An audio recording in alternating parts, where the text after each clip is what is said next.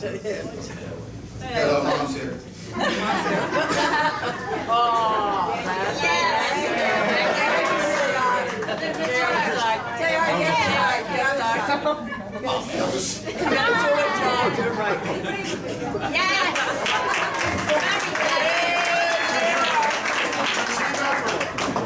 It really is. It's team effort, trust me.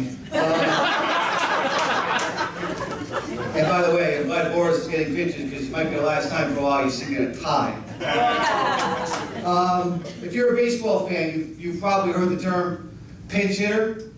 That's what's going on right now. Unfortunately, our baseball coach, Chris Langen, went home and kind of threw out his back, and he was on his way to the doctor as this banquet was starting.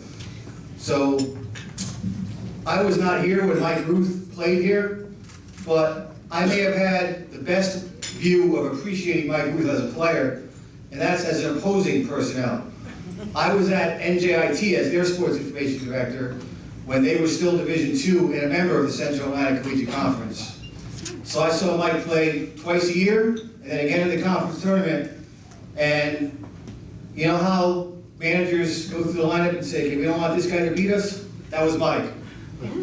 I did get, with modern technology, I did get a text message from Chris Langen, who said, Mike, I'm very sorry. I was looking forward to cracking some jokes about you and your height, and of you being one of the only guys I've ever coached that I could look down to and have a conversation. So even in absentia, he's got jokes. There's also one story that he wanted me to tell, so I don't know if I'm going to do it justice, because obviously I wasn't there. But I guess there was a game in Fort Pierce, Florida, where you hit a ridiculous home run that landed in some guy's truck.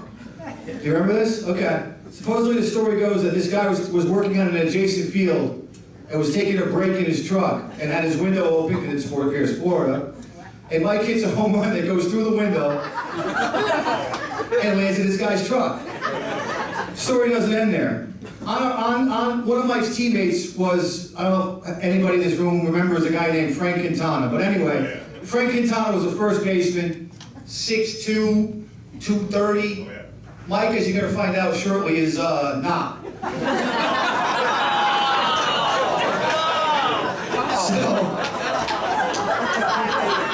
So this guy, trying to be a nice guy, brings the ball back to the field. This is third-hand information. This is the story I'm telling. Brings the ball back to the field, spots Frank Quintana, and gives him the ball and says, "You hit this?" Frank goes, "No, that guy." The guy goes, "That guy?" "Yeah, that guy." So, pinch hitter was something that Mike never really needed if you looked in the program tonight. If you are trying to figure out why Mike is being inducted tonight, you don't have to look much further than the word first. First all-region Felician baseball player. First four-time all-conference Felician baseball player. First Felician baseball player to reach 200 hits, and the only Felician student athlete at the moment to have ever had his number retired. So there's a lot of reasons why Mike is being honored tonight.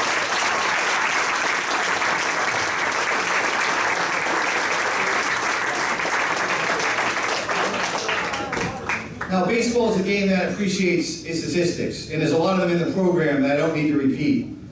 But Dr. Crisco mentioned one of my favorites. His freshman year, he struck out 4 times. His sophomore year, I think he went into a little slump. He struck out 5 times. I guess he started swinging for the fences after that, but for his career, 541 at-bats, 34 strikeouts. It's utterly ridiculous. As you see Coach Lange quoted in the program, and as you see as a theme tonight with all our inductees, Mike Rooth raised the level of the Felician baseball program. During his senior year, the program increased its win total by 13. They set a school record that year of 29. After Mike graduated, the program was able to attract high-level talent on a much more regular basis. And Chris Langen gives Mike much of the credit for that he was able to recruit much better players once Mike came along and set the stage for that. Dr. Crisco, you ready? Let's do the honors.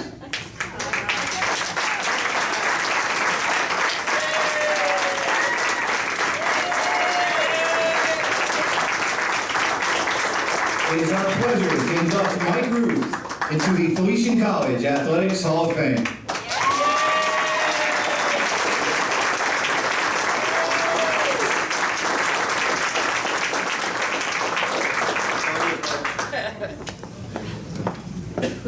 Wow.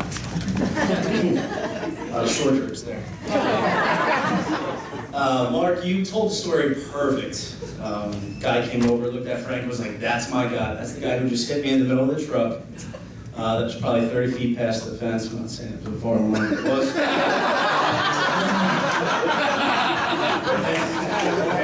And the utter shock on his face when he saw me, rather than our big 6'2", 240-pound first baseman, was hilarious. Mark, you did a great job up here. Thank you for all your what you said about me. It was really nice. I appreciate it. I got to say some good things about you. Since you've come to Felician, the website, the statistics, the records, the Hall of Fame inductees, everything is first class, and it's really a testament to everything that you're doing. So let's give Mark for coming.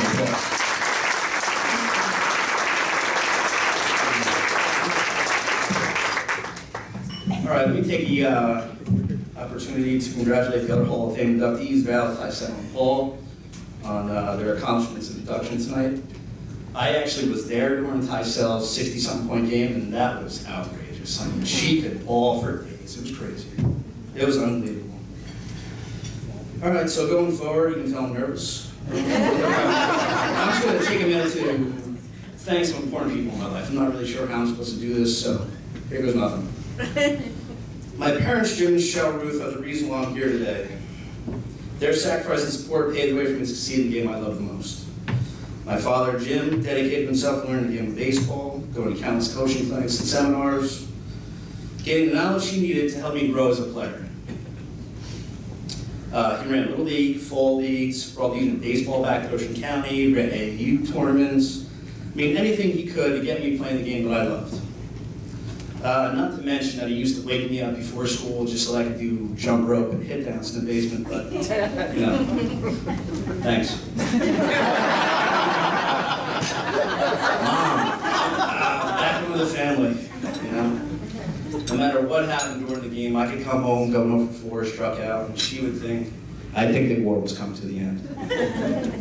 Mom would be there to comfort, console me. The world's not going to end, you're going to be fine. You're going to get a hit next game, don't worry about it.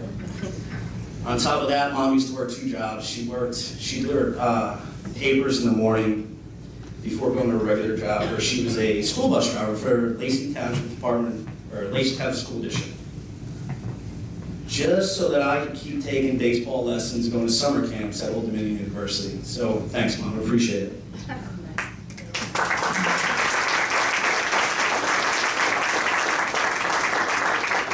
So after all the time that they spent driving me around the state and taking me to all the games up until I was 17, the day came that I finally turned 17, I was able to drive. Now, from what I understand, most parents are skeptical about letting their 17-year-old son drive around the state, going to games and whatever else. Not my parents. They said, here's keys, here's some gas money, go have fun. Get there safe, see you later. I mean, there's so many more stories I can tell about them, but I'm going to end it there. All I want to say is I love and appreciate you guys more and more every day. Thank you.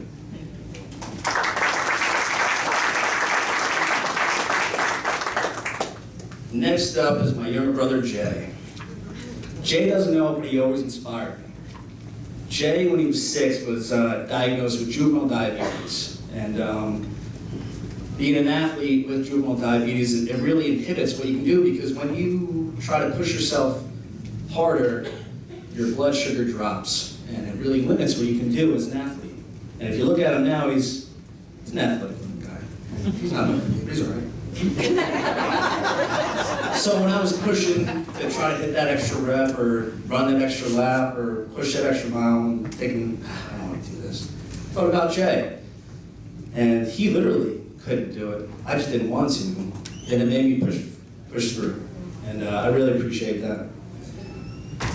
Jay was also always there to be my favorite partner to play catch.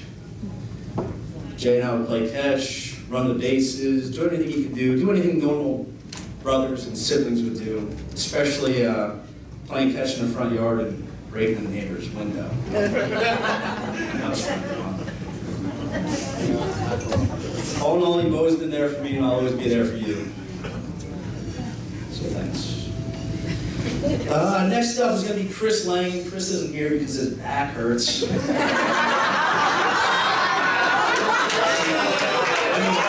he heard it up at practice today. That'd be the first time I've ever seen him do it. But in all seriousness, Chris was a great coach and a great friend. I still remember the first time I met Chris was at a Carpenter's Cup game, and if any of you aren't familiar with that, it's like a tri-county tournament that used to be held at the old Vet, Philly Stadium. And I played with his brother Brian, and I hadn't committed to a school yet. And Brian's like, hey, why don't you come and join us at Felician College? And I remember thinking to myself, where is Felician College? A couple weeks later, we went and there was another all-star game. I met him, we exchanged numbers, and I took a visit to Felician. And after sitting with Chris and talking to him that day, I realized that his passion for the game was the same as mine, and this was the only place that I wanted to go. And I wound up committing to Felician College.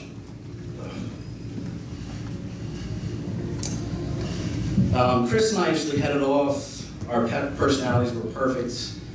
He still wanted to play as much as I wanted to play, and he had to rein himself in a little bit, but that was okay.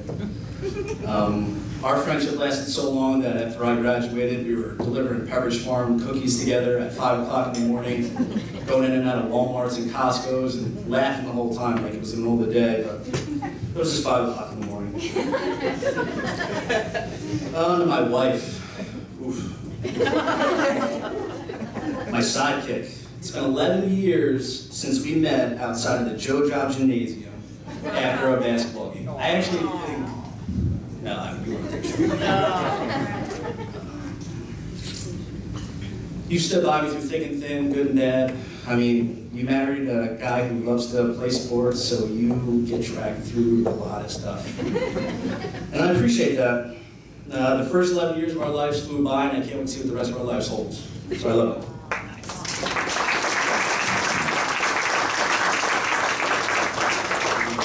You know, I'd also like to thank Felician College for giving me the opportunity to continue my baseball career and give me a first-rate education at the same time. So, thank you, Felician, and I appreciate it. One thing I would want to talk about is some of us older athletes like Val, but, it's nice. Well, you're older than I am. And whose idea was it to put me... stand up next to you and take your heels off and we can stand next to each other. Whose idea was it to have me follow Val? She crushed her speed, she could have dropped the mic, walked off, and now I get to come up here and follow it.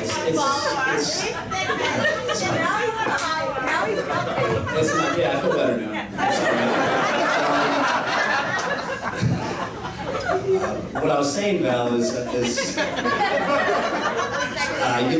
you look back at when we started at Felician, and the weight room was on the stage, in the gym, and the way it's progressing, and you see what's going on. Ex-athletes like I've been going back and being the head coach. I mean, the direction of Felician College is trending majorly up, and it's awesome to look back, and I'm proud to say that I was a part of it. Hell, you had a weight room. We didn't. Yeah, it wasn't much of a weight room. But in all in all, I just want to say thank you and thanks for coming out today.